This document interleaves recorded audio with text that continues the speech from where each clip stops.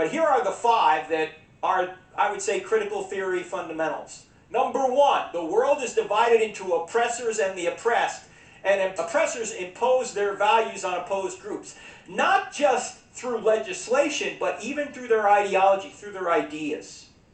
This is why, by the way, that people on the left who subscribe to this want to suppress free speech. Because you see, just your ideas can oppress people.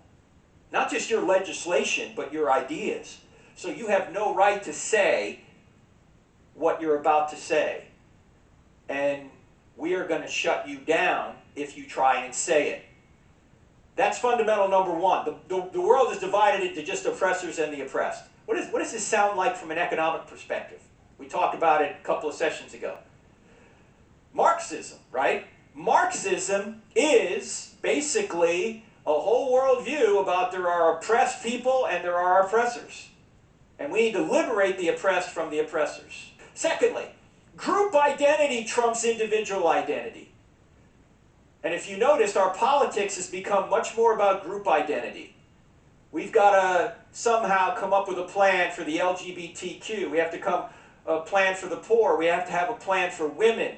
We have to have a plan for immigrants. We have to have a... Forget about Americans, right? Americans are the oppressors. So we've got to have a plan for all these disparate groups. In fact, I'm trying to think of the name some people have given critical theory. Oh, they call it grievance theory. That's it. Grievance theory, or maybe even victim theory. That there are so many victims out there that need to somehow have their needs addressed. And the way to do it is number 3, our moral duty is to free the oppressed and the ends justify the means. There was a guy with a MAGA hat on, Make America Great Again hat on, at a protest, and he wasn't really doing anything, and some guy came over and hit him with a bike lock. He just hit him in the head. He wasn't even doing anything. Turns out they arrested the guy, and he is an ethics professor at a local community college. And in his mind, the ends justify the means. This guy's an oppressor because he somehow voted for Donald Trump or he supports Donald Trump, and so it's okay for me to hit him in the head with a bike lock. Number 4, experience trumps reason. This is big, by the way. And oppressors hide their oppression with reason. What do we mean by that? Well, let's give you a quote from a critical theorist, her book, or an essay she wrote in a book.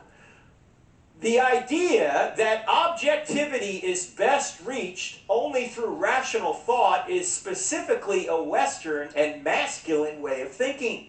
One that we will challenge throughout this book. Now here's my question. What's she going to challenge it with? Reason? Right? As soon as you start saying reason doesn't apply, what are you using? Reason. This is self-defeating. To say that objectivity put forth through reason is somehow prejudiced. Yet she's writing a book supposedly filled with reason to say here's why you ought to accept this view. It's a self-defeating proposition.